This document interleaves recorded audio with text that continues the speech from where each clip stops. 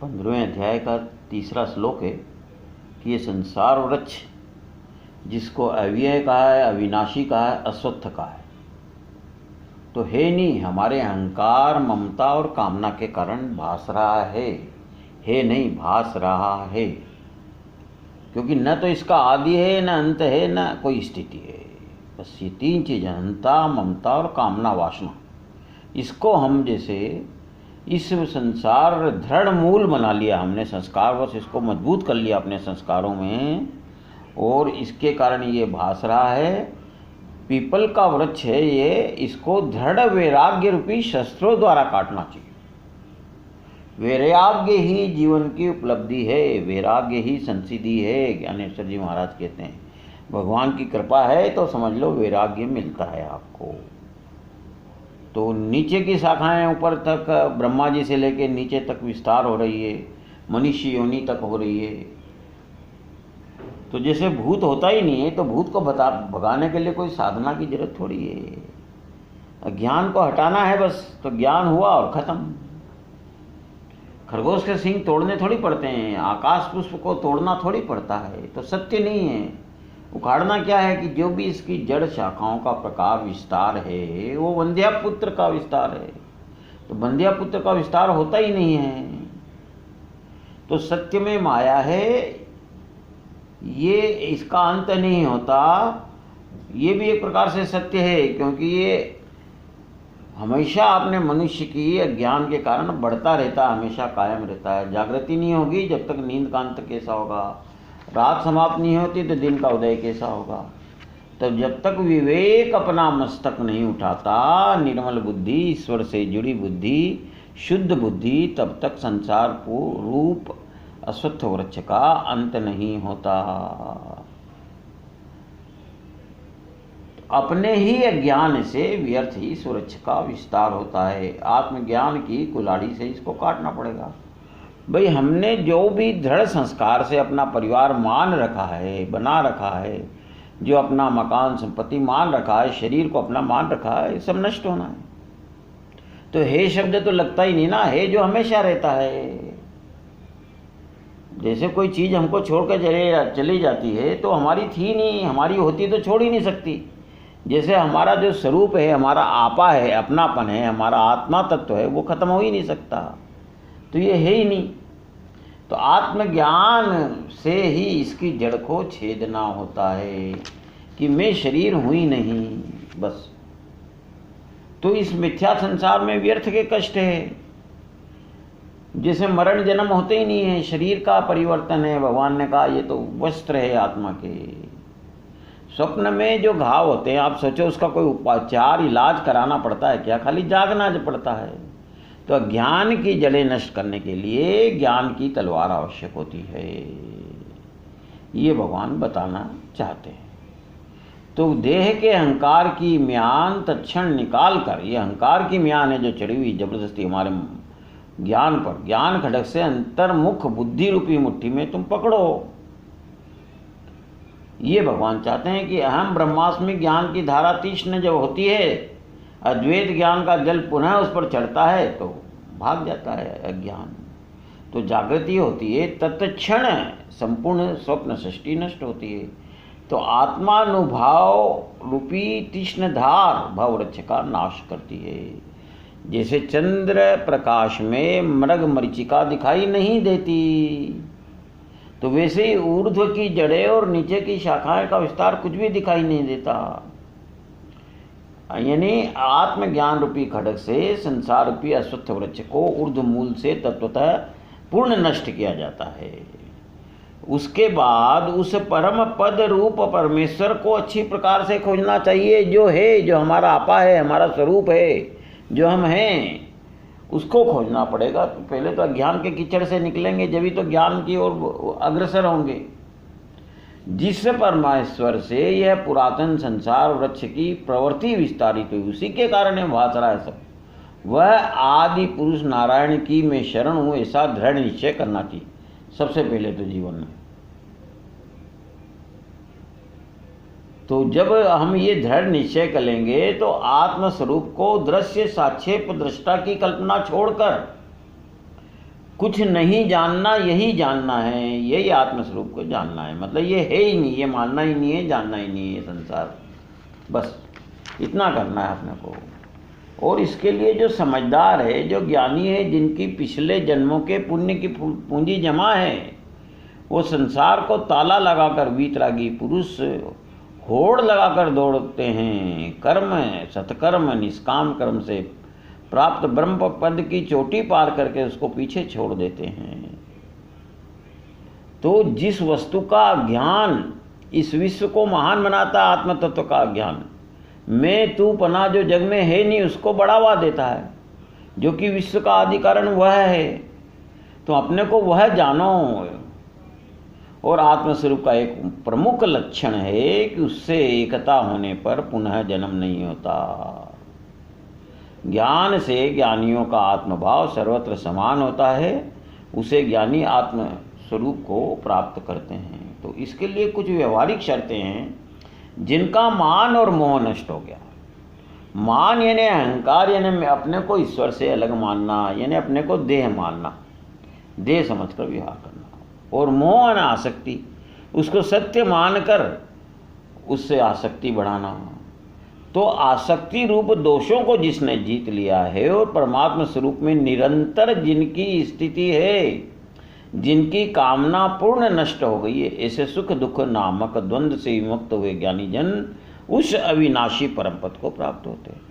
तो विनाशी पद जो छोटे छोटे तुच्छ है, उनके लिए पूरा जीवन व्यर्थ कर दिया हमने। देखो, जो गरीब रिश्तेदार होता है तो उसको आत्मीय जन उसका त्याग कर देते हैं, पास नहीं बैठाते।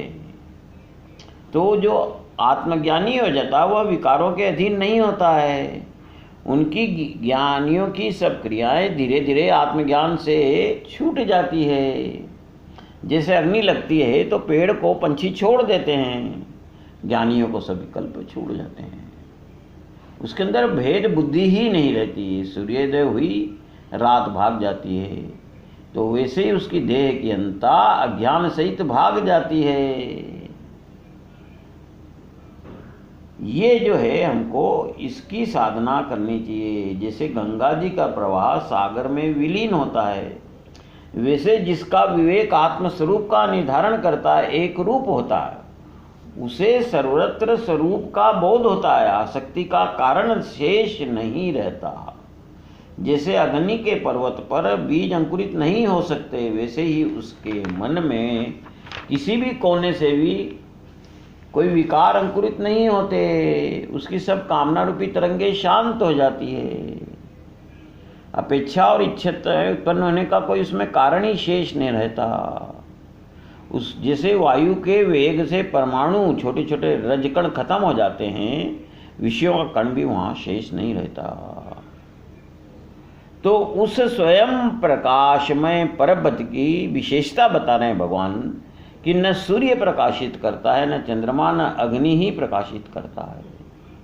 जिस परम पद को प्राप्त होकर मनुष्य पुनः संसार में नहीं आता, वही मेरा परम धाम है। स्पष्ट कह रहे हैं कि सारा जो है सापेक्ष है। आपके जो भी सुख है, जैसे आपको प्रकाश है तो सूर्य के कारण है, अग्नि के कारण है, चंद्रमा के कारण है, और वह एक स्वयं प्रकाश है। प्रकाश जिसके कारण सूर्य है, वह ऐसा प्रकाश शक्ति है जिसके कारण सब है, वह ऐसा ज्ञान है, उसको पाने की कोशिश करो।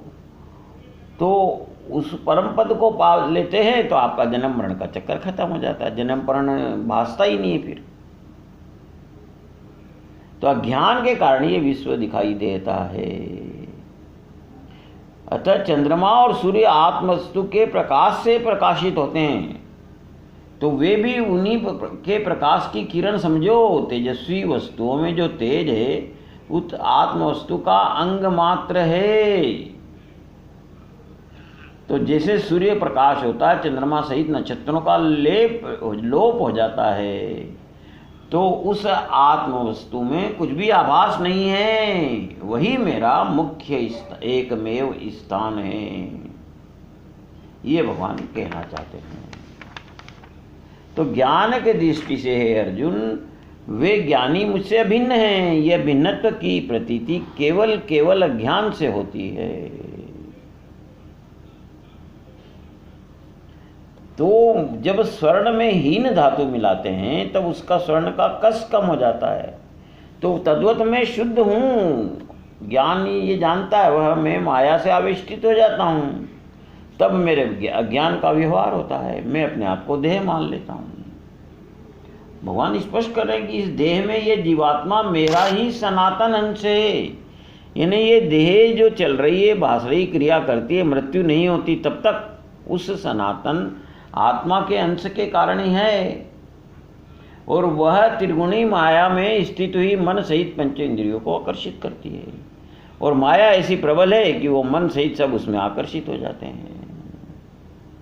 तो देखो, मेरे अनादित्व का नाश नहीं होता, मेरा अक्रियत्व खंडित नहीं होता है। तो यदि आपको लगता है कि मैं कार्य करता हूं या किसी वस्तु का उपभोग करता हूं, तो वह भ्रांति समझ लेना। भगवान मतलब आपको समझाने की बात ये बार बार कहते हैं। शरीर उत्पन्न हुआ या उसके मत, इसको सत्य मानना, इसीलिए इसको जीवलोक कहते हैं, संसार कहते हैं। जीवलोक वैसे ही जैसे चंद्रमा का प्रतिबिंब है, पानी में भास रहा है।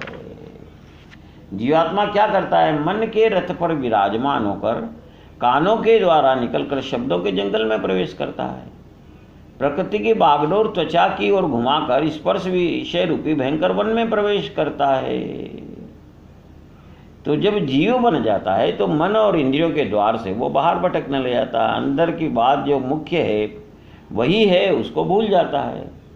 और स्पष्ट कर रहे हैं कि वायु जैसे गंध के स्थान से गंध को ग्रहण करके ले जाता है, वैसे देह का स्वामी जीवात्मा जिस पहले शरीर को त्यागता है उससे मन सहित इंद्रियों को ग्रहण कर लेता है। उसके जो संस्कार है उसको लेके जाता है, जैसे वायु गंध को नए शरीर में वो संस्कार लेके जन्म ले लेता है।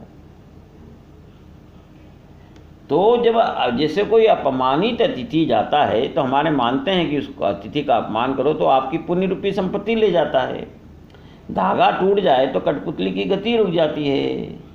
वायु सुगंध को पुष्प से ले जाता है, तो वैसे ज्ञानेंद्रियों के साथ मन देह से वो अगले देह में ले जाता है।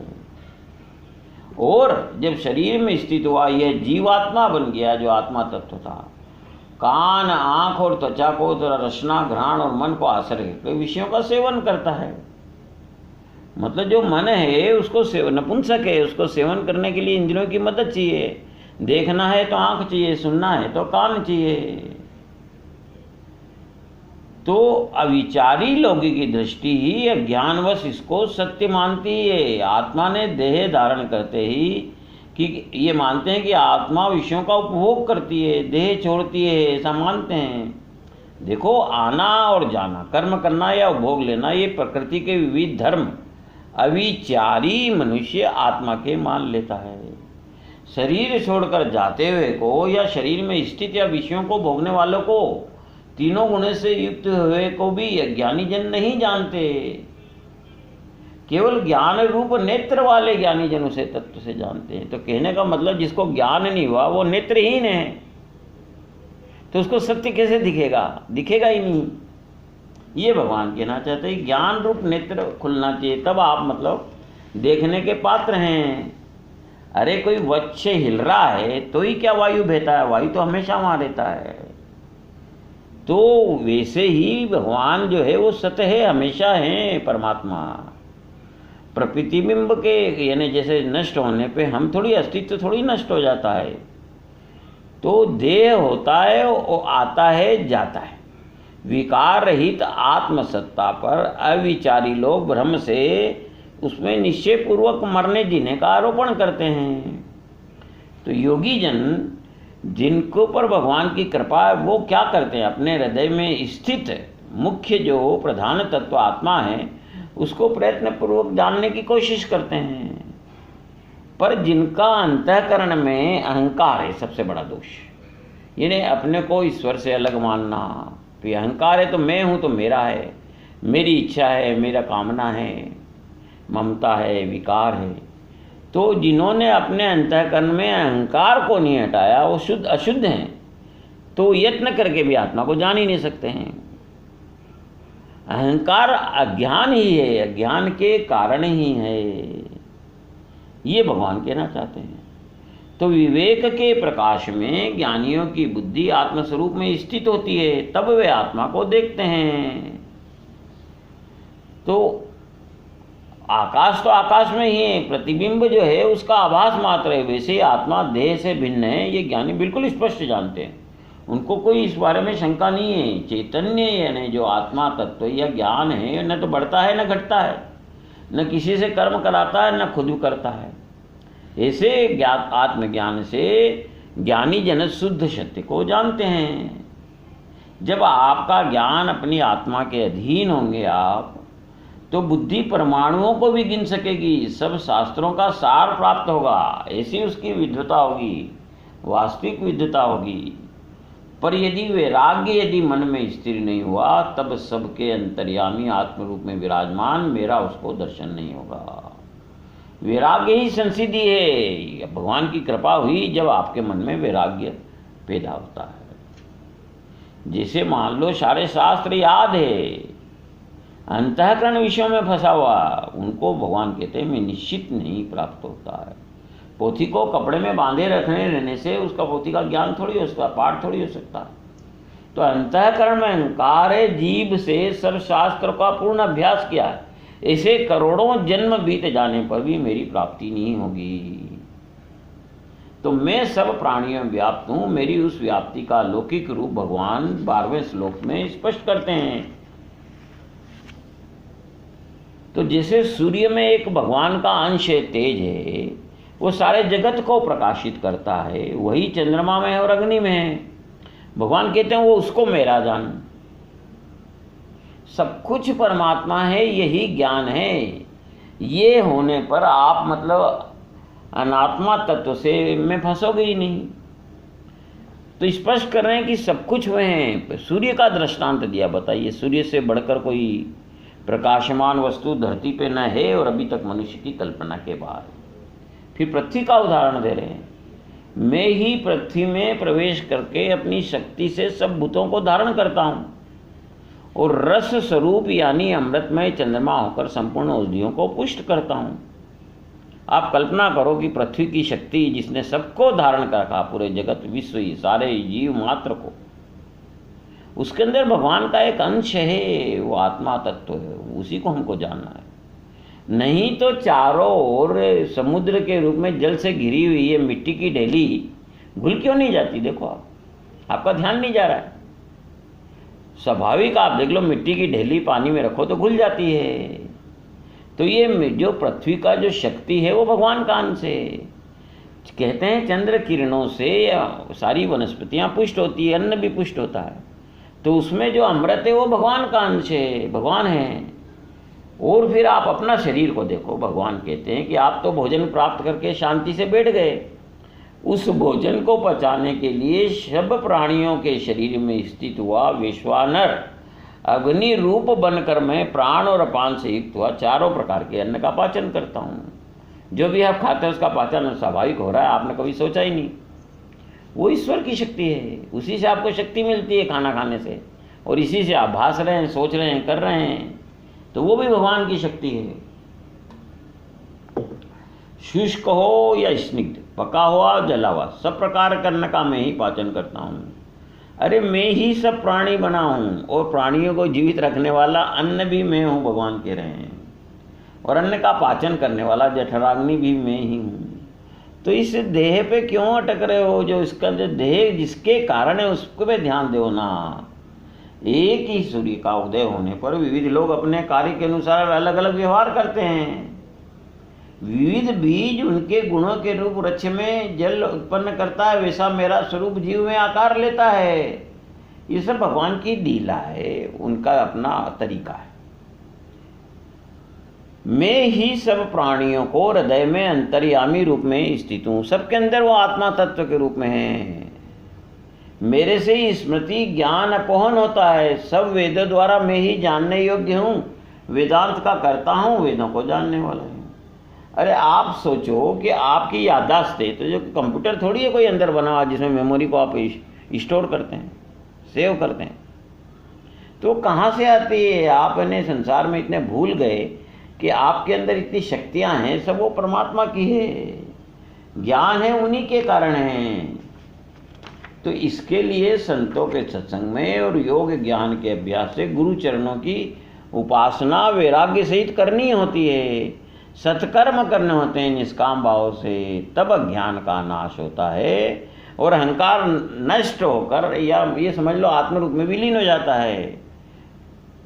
ये स्वाभाविक स्थिति है। भगवान कहते हैं तब दृष्टि से, ज्ञान दृष्टि से सहज स्वाभाविक मेरा दर्शन होता है, मेरे आत्मस्वरूप से पूर्ण सुख की प्राप्ति होती है, अखंडित सुख मिलता है। तो उसका कारण मैं ही हूँ, और कौन है बताइए? सूर्योदय होता तो सूर्य से ही सूर्य को देखा जाता है, तो मेरे स्वरूप का ज्ञान मेरे कारण ही संभव है। ये भगवान बार बार बताना चाहते हैं। तो वेद भी उस तत्व को पूरी तरह नहीं जानते, नेति नेति करते हैं। देखो एक सरल दृष्टांत दे रहे हैं ज्ञानेश्वर जी महाराज कि कपूर जब जलता तो कालिमा नहीं रहती, अग्नि भी शेष नहीं रहती कपूर जल जाने के बाद, भगवान ने ऐसा बनाया। तो अविद्या का मूल सहित नाश होए और उस ज्ञान का भी लोप हो जाए कि मैं अलग था या अब एक हो गया हूँ, तब आत्मस्वरूप में है या नहीं ये भाव भी नहीं से रहता। ब्रह्म वस्तु का देखो स्वभाव धन्य, जो जो उसका स्वरूप अनुभव में आता है त्यों तो उसका मधुर भाव बढ़ता जाता है। भगवान की कृपा देखो कि दोनों होठों से एक वाणी निकलती, दो कहाँ निकलती है? सब कुछ एक ही है। दो पैर अलग अलग मार्ग थोड़ी जाते हैं, एक ही चलना होता है। तो भगवान कह रहे हैं अर्जुन का पूछना और मेरा बताना सब एक ही है, हम और सब तुम एक ही तत्व है। भगवान बार बार ये बात आपको समझाने की कोशिश कर रहे हैं। इस संसार में और स्पष्ट कर रहे हैं कि नाशवान और अविनाशी दो प्रकार के पुरुष हैं। जैसे एक मान लीजिए आत्मा तत्व है, अक्षर कहते हैं, एक क्षर जो नाशवान है, और उनमें संपूर्ण भू प्राणियों के शरीर इसीलिए नाशवान, और जीवात्मा जो है वो आत्मा है, वो अविनाशी कहते हैं। तो ये संसार में दो है, एक अक्षर और एक अक्षर है। दोनों एक दूसरे से बिल्कुल अलग है, देह अलग है, आत्मा तत्व अलग है। ये भगवान बार बार कहते हैं, रहते एक ही जगह। तो विपरीत ज्ञान से जो भी कुछ समझ में आता है, विपरीत ज्ञान से वह प्रतिक्षण उत्पन्न होकर नष्ट हो रहा है। अरे संसार का ज्ञान जो आपने पा लिया तो उससे फायदा क्या हो रहा है? देखो संसार खुद ही नष्ट हो रहा है, तो उसका जो ज्ञान है वो कहाँ से रहेगा? भ्रांति रूपी जंगल की लकड़ियों से ये सृष्टि का आकार है, इसको जगत कहा जाता है। तो प्रगाढ़ निद्रा में मनुष्य, मतलब यानी जो अज्ञान की स्थिति में मैं सुखी दुखी हूँ, अहंकार और ममता के आवेग से बड़बड़ाता रहता है। आत्मा पे ये सब लागू ही नहीं होते। संपूर्ण देखो भगवान की कृपा होती है तो विश्व का आभास खत्म होता, ब्राह्मी स्थिति जो है वह प्राप्त होती है। तो माया की उपाधि कर लेता है जीव, तो वो क्षर हो जाता है।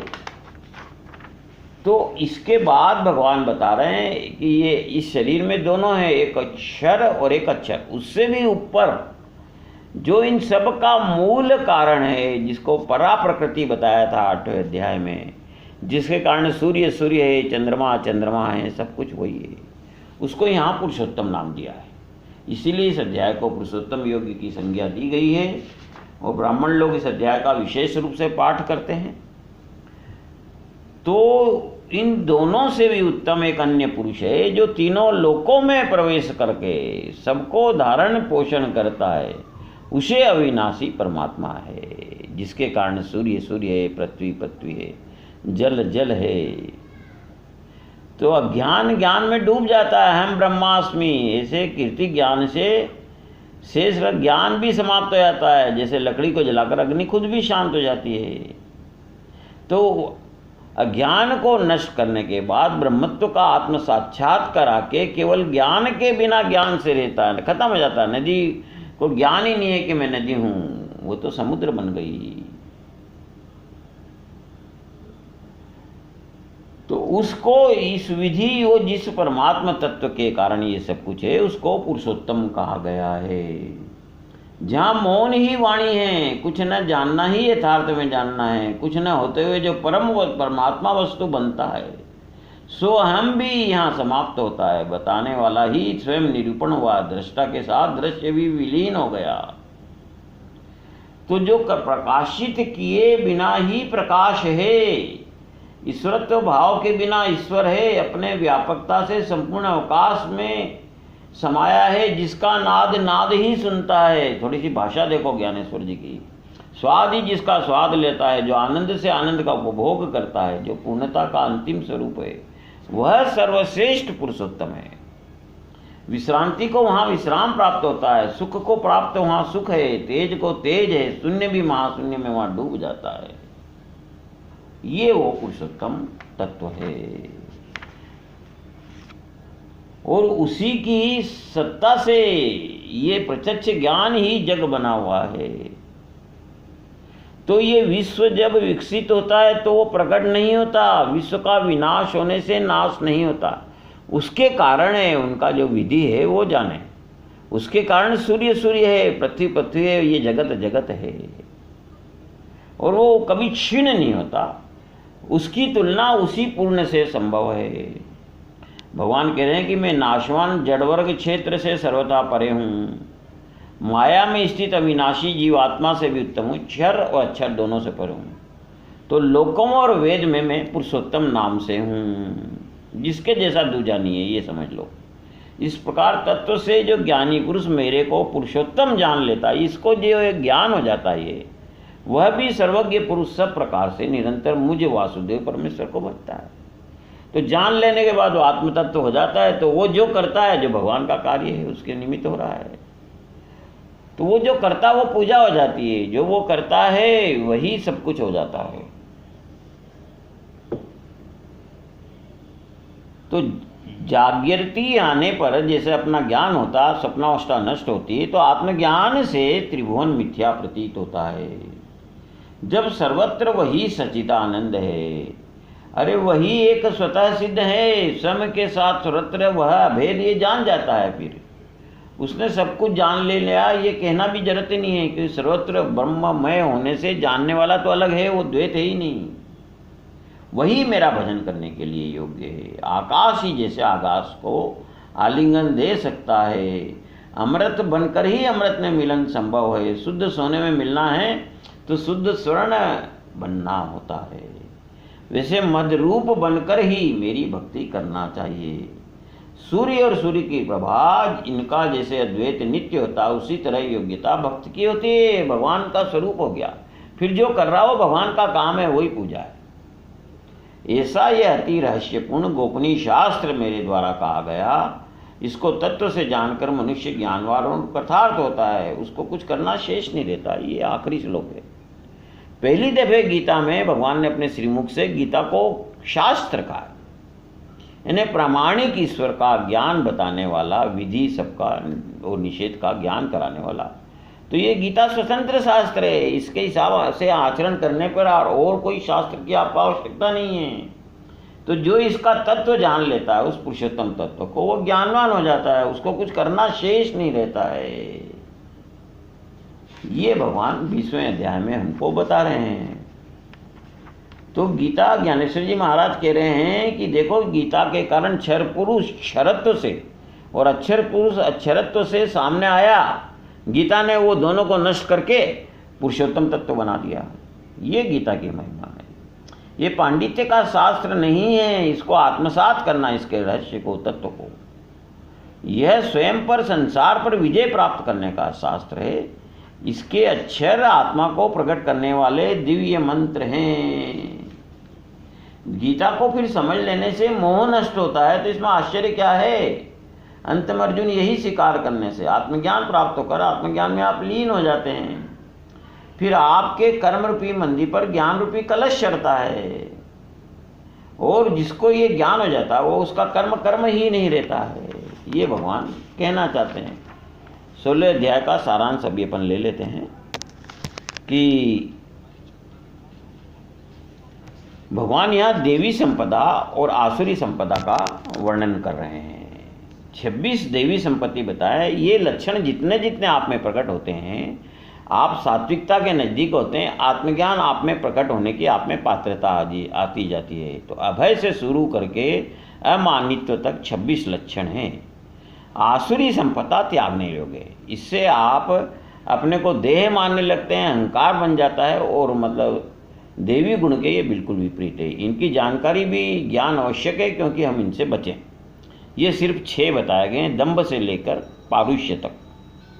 तो आसुरी गुण संपन्न, उसमें मुख्य तत्व होता है अहंकार। वो पाप कर्म रहता है, ईश्वर को मानता नहीं है। उसकी मतलब इतना ही ज्ञान है कि जगत की उत्पत्ति, स्थिति और लय का कारण ये कामना, कामदेव है, बस यही उसका तत्व ज्ञान है। स्त्री सुख का यथेच्छ उपभोग लेते हैं, उसके लिए धन चाहिए, तो धन कमाने के लिए योग्य अयोग्य कोई भी साधन होना चाहिए। उनकी तृष्णा कभी खत्म नहीं होती। जारण मारण आदि क्रिया भी करते रहते हैं। महंत मठाधीश बनकर यज्ञ करते हैं, दिखावा, पाखंड केवल। और उनके स्वेर आचरण से भगवान कहते हैं, मैं अंदर बैठी आत्मा, मुझको कष्ट होता है। जब वे सती, सत्पुरुष, भक्त आदि का छल करते हैं, तब भक्तों का पक्ष लेकर भगवान उनको शासन करते हैं, उनको दंड देते हैं। करोड़ों वर्षों तक नरक में उनको स्थापित करते हैं। ज्ञानेश्वर जी महाराज को बड़ी दया आती है, आर्त भावना से वो कहते हैं कि हे भगवान, आप उस आसुरी संपदा से बचो। और फिर वो समापन में संक्षेप में बताना चाहते हैं कि काम, क्रोध और लोभ ये ही पाप है और यही नरक है। तो खाली मुख्यतः इन 3 चीज़ों से अपन बच जाएं, नहीं तो फिर आप आसुरी संपदा युक्त होंगे तो उनको ये लोक भी अच्छा नहीं लगता, परलोक की यानी अच्छी कल्याण की बात तो उनको सवाल ही नहीं पैदा होना चाहिए। जो अपने कल्याण चाहता है, अर्जुन ने यही कहा, ये श्रेय शात निश्चितम ब्रूहि तन्मय, मुझे वो बताओ जिसमें मेरा कल्याण हो। तो जिसको कल्याण चाहते हैं उसको काम, क्रोध, मोह की संगत त्याग देना चाहिए। संत सहवास और सत्य शास्त्र का श्रवण करना चाहिए।